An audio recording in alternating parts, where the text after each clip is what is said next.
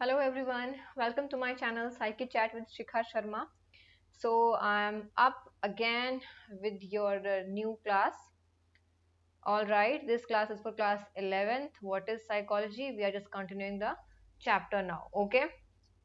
Okay, fine. So I think first of all we should discuss our questions जो हमने previous class में discuss किए थे कि हम बात करेंगे questions के बारे में.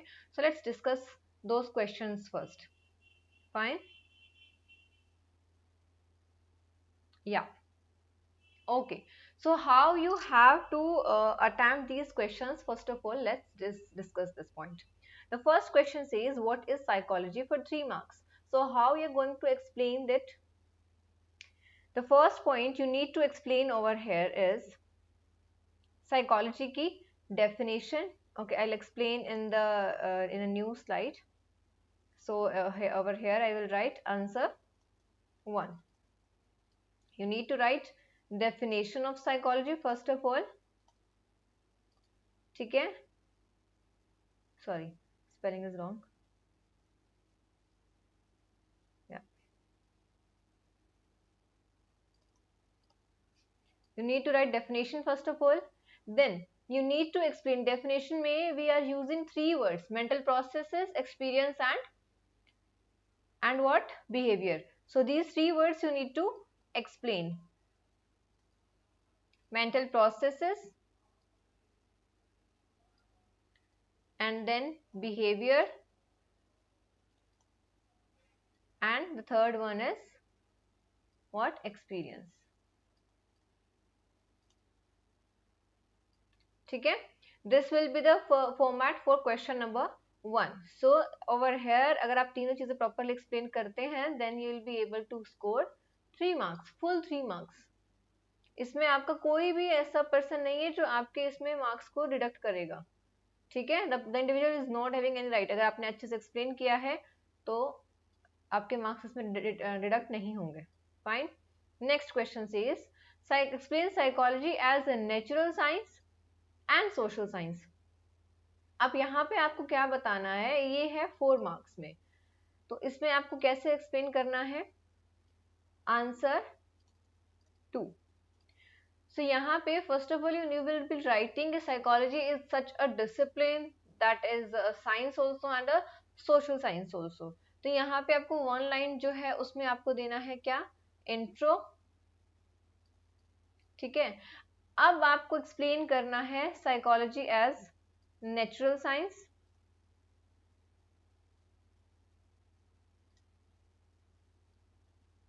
First point. Second point as social science. ठीक है? यहाँ पे आपको 2 pointers each explain करने हैं. आप इसको पैराग्राफ में नहीं लिखेंगे. You will be writing and attempting this question into points format. Fine. आप यहाँ पे 2 pointers लिखेंगे, दोनों ही उसके. नेचुरल साइंस में भी आप 2 pointer एक्सप्लेन करेंगे और सोशल साइंस में भी. नहीं आता है सेम पॉइंट को थोड़ा सा घुमा फिरा के वर्ड्स को आगे पीछे करके आप लिख सकते हैं, but it is compulsory that you will be explaining this question in pointer format. You are not allowed to write the question in paragraph. Allowed का मतलब ये नहीं कि आपके मार्क्स कट जाएंगे उसमें, लेकिन अगर आप पैराग्राफ में लिखेंगे तो होगा ये कि जो एग्जामिनर है उसको ना अंडरस्टैंड करने में थोड़ी सी दिक्कत होगी, और वहां पे आपको डेफिनेटली हाफ मार्क काटेगा ही काटेगा. अगर आपने बहुत अच्छे एक्सप्लेन किया है तब भी वो आपको फुल मार्क्स नहीं दे सकता, लेकिन अगर आपने 2 पॉइंटर्स एक्सप्लेन किए हैं तो वो आपको उसको आपको जो है उसमें कंप्लीट मार्क्स देने पड़ेंगे. ठीक है? ओके. और अगर इसमें आप मेन जो पॉइंटर्स हैं, आप सपोज 2 पॉइंट आपने एक्सप्लेन किए हैं, वहां पे अगर आप जो मेन पॉइंट्स हैं उनको अगर आप मेन पॉइंट्स का मतलब मेन वर्ड्स, उनको अगर आप अंडरलाइन करते हैं तो that is more good. Fine. Okay. Coming to the third question. Which school of thoughts used introspection. यहाँ पे ये एस गलती से आया है. Used introspection as method. कौन सा स्कूल ने यूज किया था? The answer is structuralism.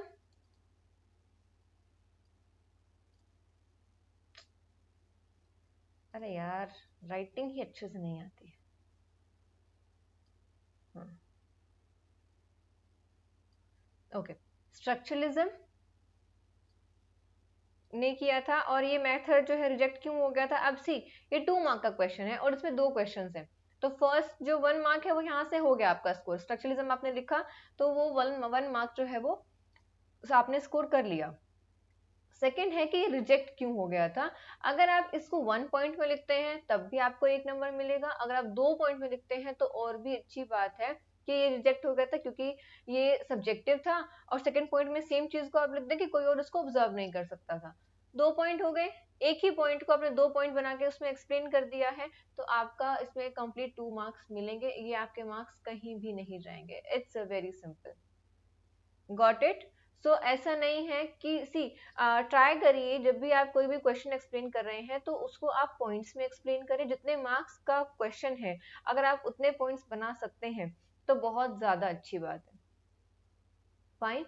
अगर आप नहीं बना सकते हैं और आप पैराग्राफ में भी लिख रहे हैं तब भी you need to underline. Paragraph में किसी भी चीज को ग्रैब करने में थोड़ा सा वक्त लगता है, और अगर आप वही चीज पॉइंटर्स में लिख रहे हैं तो वो ज्यादा अच्छा इंप्रेशन डालता है। ठीक है, चलिए, okay, moving ahead now. Okay, चलिए, अब हम कर चुके हैं हमारा स्ट्रक्चरलिज्म एंड फंक्शनलिज्म, टू जो मेन डिसिप्लिन कहें, टू जो हमारे मेन स्कूल्स हैं वो हम डिस्कस कर चुके हैं। अब हम बात करते हैं गेस्टॉल्ट की। गेस्टॉल्ट साइकोलॉजी जो है ये एमर्ज हुई है किसके रिएक्शन में? स्ट्रक्चरलिज्म के रिएक्शन में।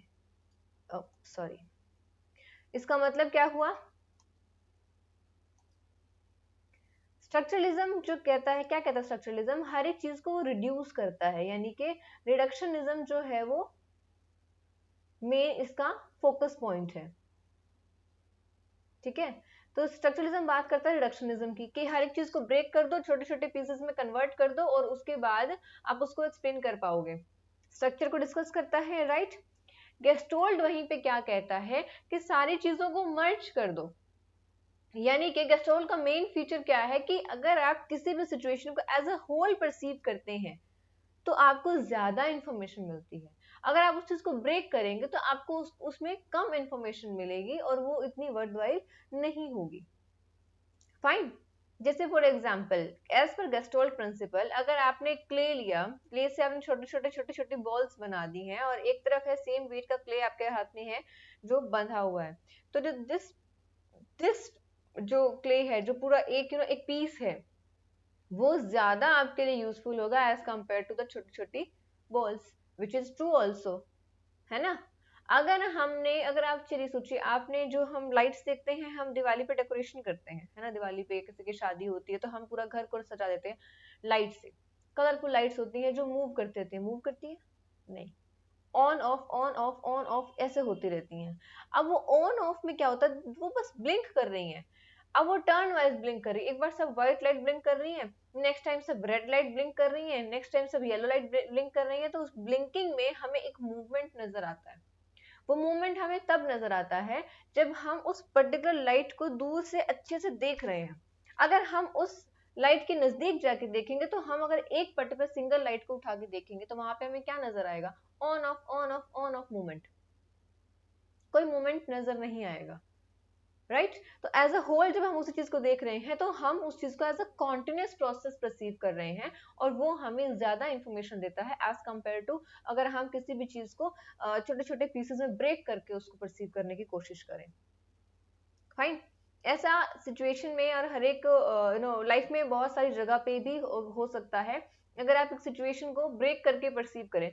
बहुत छोटा सा एग्जाम्पल है, अगर सपोज क्लास में टीचर आपको पढ़ा रहे हैं, ठीक है, और उन्होंने कोई क्लास में एग्जाम्पल देने के लिए सपोज किसी मूवी का एग्जाम्पल दे दिया, जैसे कि मे बी 3 इडियट्स का एग्जाम्पल दे दिया या किसी भी और मूवी का एग्जाम्पल उन्होंने दे दिया। अब वहां से अगर प्रिंसिपल क्रॉस कर रहे हैं, दिस हैपेंस ना, प्रिंसिपल राउंड लेते हैं, अरे यार ये कैसे ओपन हो रहा है, just give me a second, हाँ ओके, पता नहीं कहाँ पे क्या क्लिक हो जाता है, टच करके कर्सर और वो वहीं से कुछ ना कुछ ओपन हो जाता है, I am sorry for that. Okay, so basically what happens ना, यहाँ पे क्या हो क्या रहा है, हाँ, प्रिंसिपल जब यहाँ से क्लास के बाहर से क्रॉस कर रहे हैं, उन्होंने क्या सुना, उन्होंने सिर्फ सुना कि क्लास में किसी मूवी की बात चल रही है, 3 इडियट्स की बात चल रही है क्लास में फॉर एग्जाम्पल।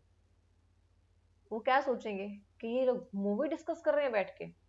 लेकिन अगर उन्होंने वही कंप्लीट टॉपिक सुना होता या कंप्लीट क्लास में बैठ के सुन रहे होते, तो वो शायद इस तरह की बात नहीं कहते। क्यों नहीं कहते?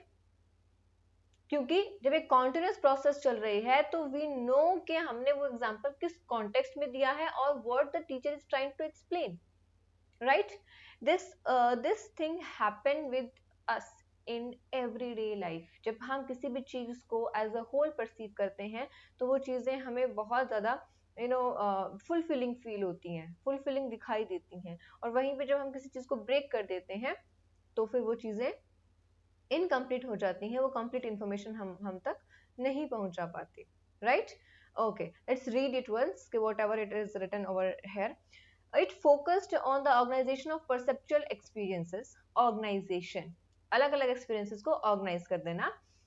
Instead of looking at the components of mind, the Gestalt psychologist argued that when we look at the world, our perceptual experience is more than the sum of the components of perception.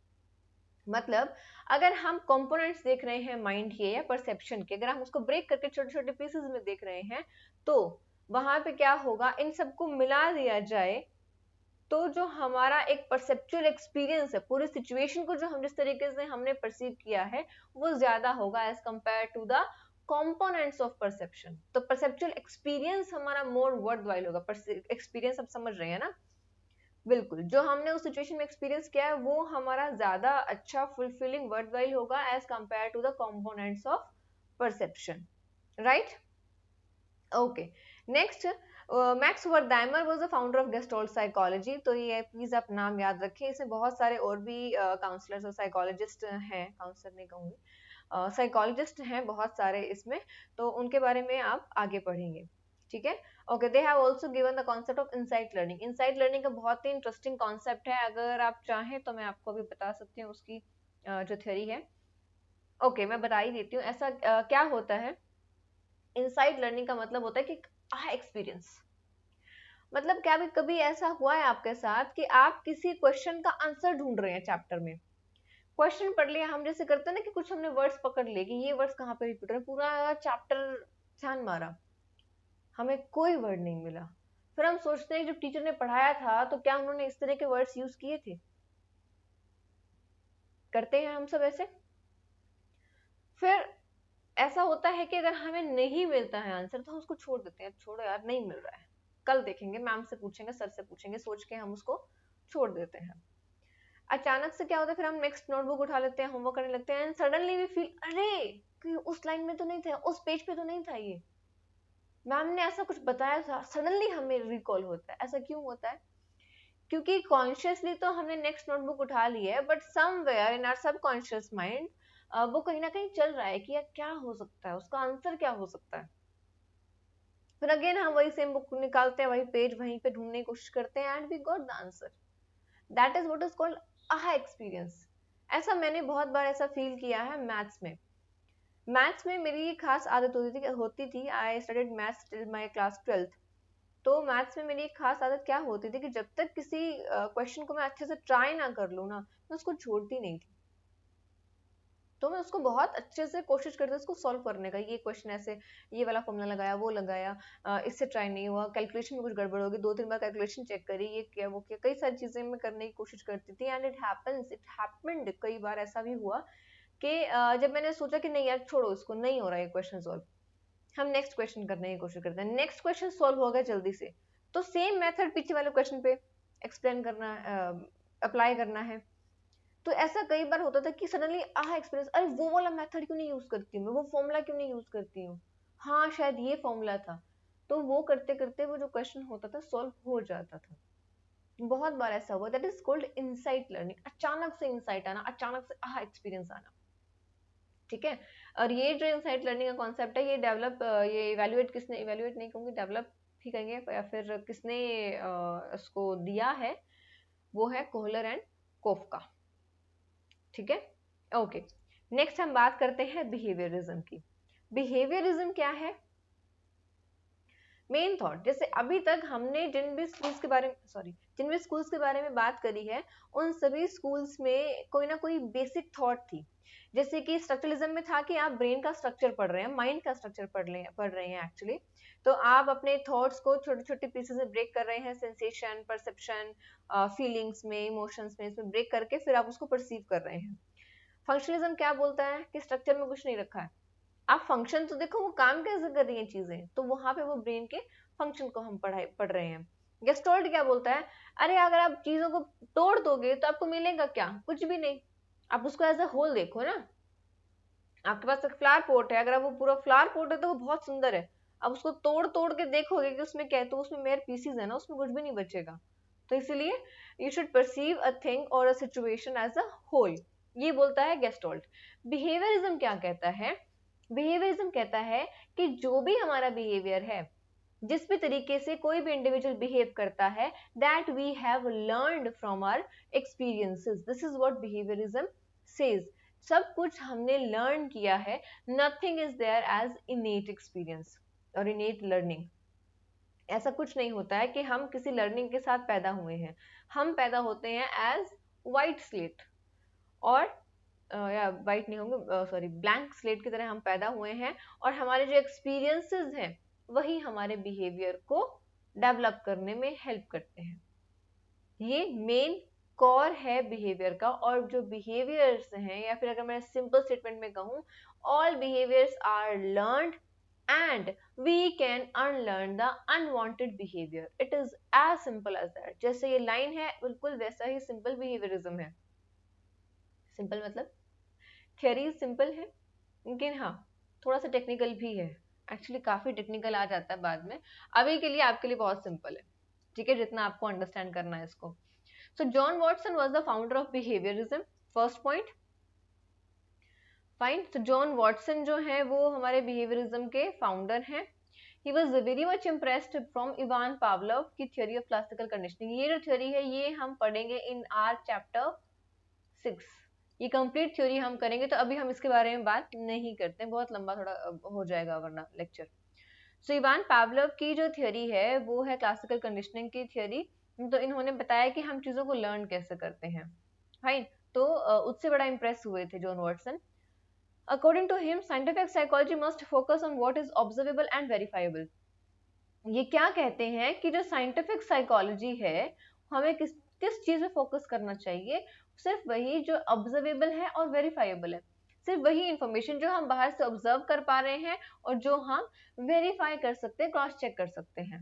ये defined psychology study of behaviour और responses which can be measured and studied objectively. मतलब suppose आप बैठ के पढ़ाई कर रहे हैं, मम्मी ने दरवाजा नॉक किया कि नीचे आओ या बाहर आओ रूम से, कोई गेस्ट आए हैं। आपने बाहर गए, somebody was standing, somebody was sitting over there, आपने नमस्ते किया, हेलो हाय विश किया, एंड उसके बाद आपने उनके साथ बैठ के कुछ बातचीत करी, पढ़ाई कैसी चल रही है, क्या कर रहे हो, क्या बनना चाहते हो, so and so questions. And उसके बाद basically what was that behaviour और रिस्पॉन्स। अब सामने वाला इंसान आपको क्या कहेगा? अरे बड़ा अच्छा बच्चा है, इतना इतने अच्छे अच्छे ड्रीम्स है, इतनी पढ़ाई करते हो आप, ये है वो। बेसिकली ऐसा होगा। आपका वो पर्टिकुलर बिहेवियर ऑब्जर्व किया जा सकता है, वेरीफाई किया जा सकता है। Yes, so that is a response और अ बिहेवियर जो हम ऑब्जर्व कर सकते हैं, जो हम वेरीफाई कर सकते हैं, वही हमें पढ़ना चाहिए, वही हमें स्टडी करना चाहिए। ठीक है, okay. Skinner was another person who worked under behaviourism. तो यही है बिहेवियरिज्म का मेन मोटिव, कि जो भी बिहेवियर है, जिस भी तरीके से हम बिहेव कर रहे हैं, all behaviours are learned and we can unlearn the unwanted behaviour. Fine, that's it. Okay, next चलें हम नेक्स्ट स्लाइड पे। Psycho analysis. साइको एनालिसिस क्या बोलता है? साइको एनालिसिस बड़ा ही इंटरेस्टिंग स्कूल है। ये है सिगमंड फ्रॉइड का दिया हुआ। Sigmund Freud was the founder of psycho analysis, और इनका जो मेन कंसर्न है वो किसके ऊपर है? अनकॉन्शियस पे, अनकॉन्शियस डिजायर्स एंड कॉन्फ्लिक्ट्स। उन्होंने क्या कहा कि ह्यूमन बिहेवियर, जिस तरीके से हम बिहेव करते हैं, वो एक डायनामिक मैनिफेस्टेशन है of unconscious desires and conflicts. मतलब इसका क्या मतलब हुआ? डायनामिक मतलब कीप्स ऑन चेंजिंग, मैनिफेस्ट करना मतलब जो भी हम सोचते हैं। मैनिफेस्टेशन का मतलब ये है कि एक काइंड ऑफ अपने थॉट्स को प्रैक्टिकल बनाना, ठीक है।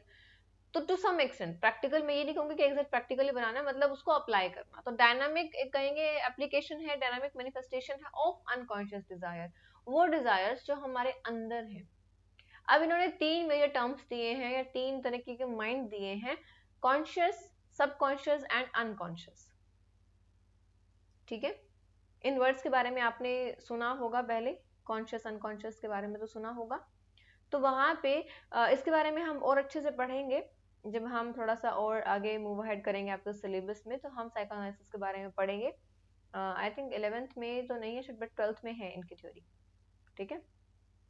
ओके, सो अनकॉन्शियस डिजायर्स, जो डिजायर्स अनकॉन्शियस है, जिनके बारे में इंडिविजुअल खुद भी नहीं जानता, वो चीजें क्या कहाँ जाती हैं? वो चीजें जो हम भूल गए हैं या जिन चीजों के बारे में हम अवेयर नहीं है, या कुछ बहुत सी ऐसी इंफॉर्मेशन होती है एज पर सिगमंड फ्रॉइड, इनकी थ्योरी है ये जरूरी नहीं है सबके ऊपर एप्लीकेबल हो और सब लोग इस चीज से अग्री करें, इट्स नॉट इम्पॉर्टेंट।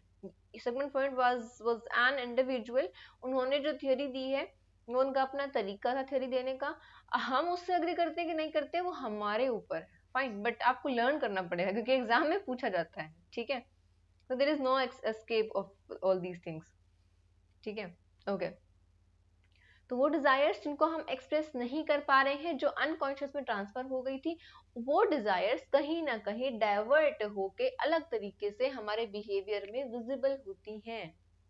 ये कहा है साइको एनालिसिस स्कूल ने, बेसिकली सिगमंड फ्रॉइड ने। तो ह्यूमन बिहेवियर क्या है? एक dynamic manifestation of unconscious desires and conflict. Unconscious desires और कॉन्फ्लिक्ट जिस तरीके से सामने आते हैं, हमारे बिहेवियर में विजिबल होते हैं, वही ह्यूमन बिहेवियर है। तो ह्यूमन बिहेवियर के बेसिस किसको बताया है इन्होंने? अनकॉन्शियस को, डिजायर्स को और कॉन्फ्लिक्ट्स को। He founded psychoanalysis as a system to understand and cure psychological disorder. Psychoanalysis was not a theory, it was a treatment method. Yes, पहले इनके ट्रीटमेंट मेथड आया था, बाद में इन्होंने थ्योरी दी थी, दैट इज ट्रू। ओके, तो पहले डिसऑर्डर्स को क्योर करने के लिए इन्होंने सिस्टम बनाया था। So Freudian psychoanalysis viewed human beings as motivated by unconscious desires for gratification of pleasure seeking desires. मतलब क्या मतलब हुआ इस चीज का? फ्रॉइडियन साइकोएनालिसिस कहता है कि ह्यूमन बीइंग्स का जो बिहेवियर है वो मोटिवेटेड है बाय अनकॉन्शियस डिजायर्स।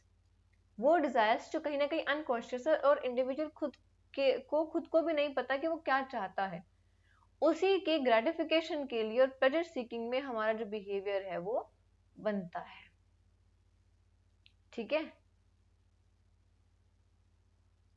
अरे क्या हो रहा है? इरेज क्यों नहीं हो रहा?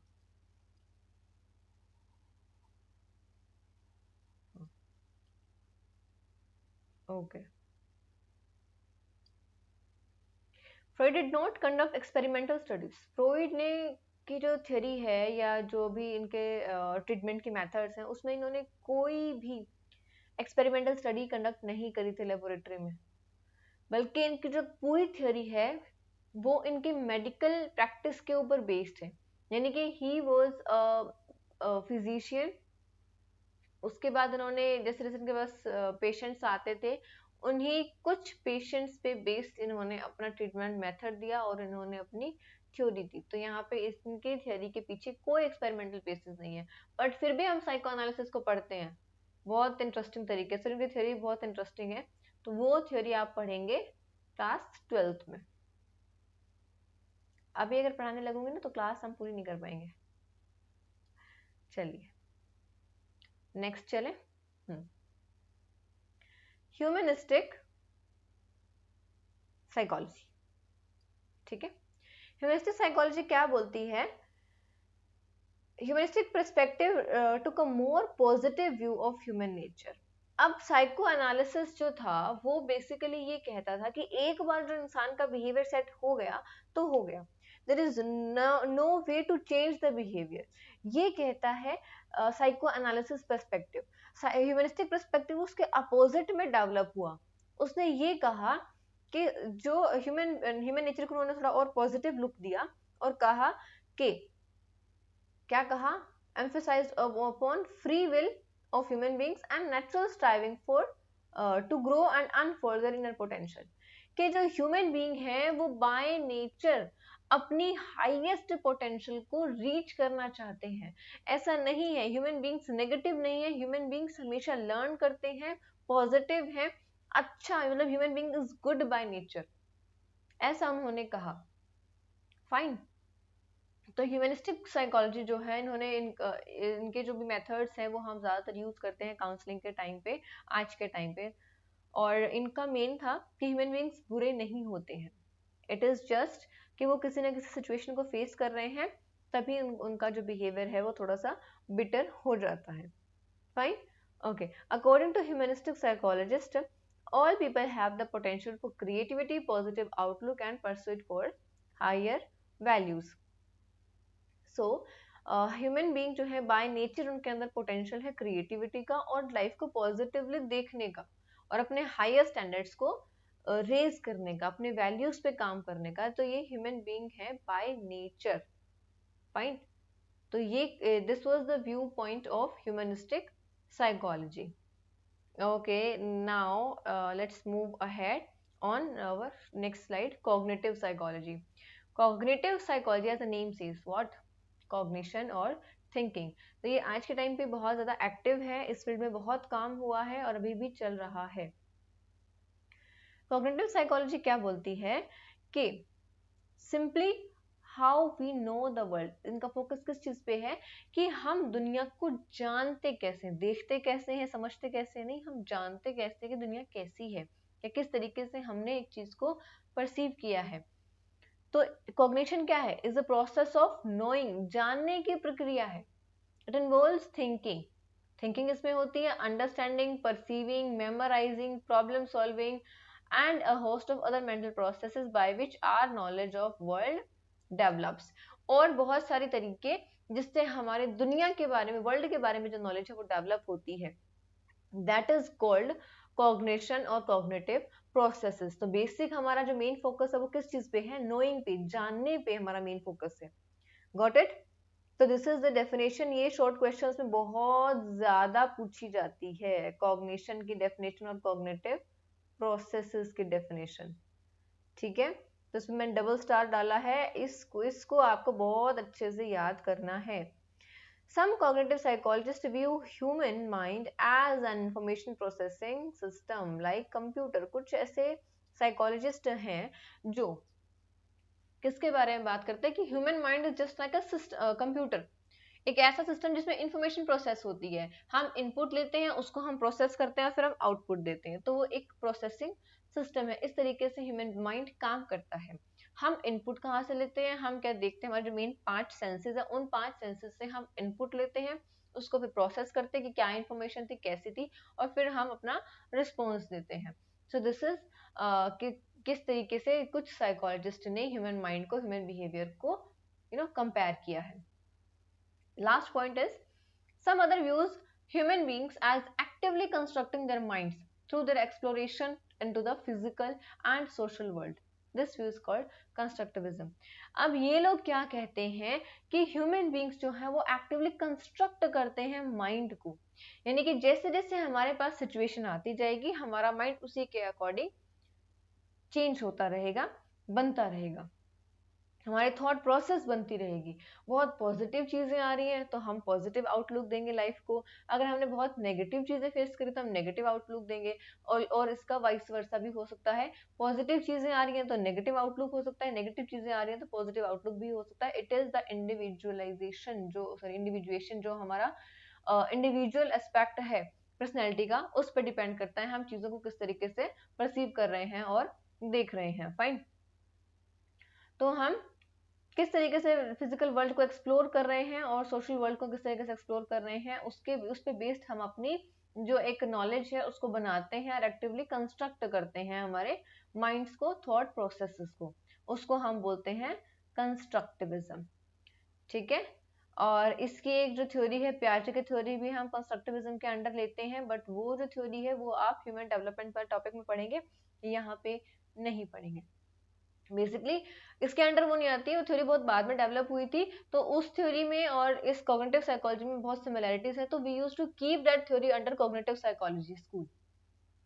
फाइन, ओके, तो उस थ्योरी के बारे में यहाँ पे आपको कुछ नहीं पढ़ना है, बल्कि आप जब पढ़ेंगे पियाजे की थ्योरी तभी आप पढ़ेंगे in chapter 4 I think, third और फोर्थ में ह्यूमन डेवलपमेंट। ठीक है, चलिए, तो हमारा यहाँ पे इवोल्यूशन का टॉपिक है वो खत्म हो जाता है। इसके आगे हम पढ़ने वाले हैं development of psychology in India. India में साइकोलॉजी किस तरीके से डेवलप हुई, क्या रहा क्या नहीं रहा। एक्चुअली हमारा टाइम अब हो चुका है, आई थिंक हमें इसको कल करना होगा, तो क्वेश्चंस भी मैं आपको कल ही दूंगी, या फिर आज के लिए हम एक क्वेश्चन कर लेते हैं। मुझे था कि मैं इतना आपको कंप्लीट करवा दूंगी, बट अभी टाइम नहीं है, already half an hour cover हो चुका है।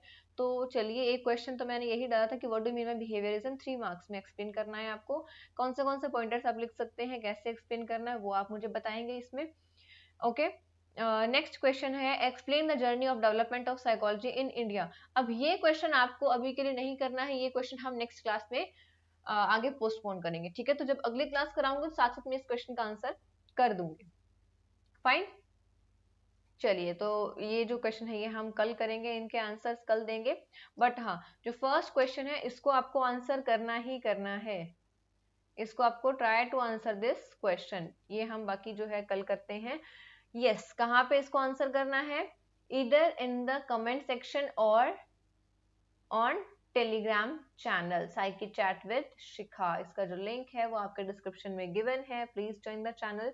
And yes, if you are liking the videos, do like, comment and share the video, and yes, subscribe also, subscribe, please press the bell icon and subscribe. Thank you so much, see you soon with next video, bye bye.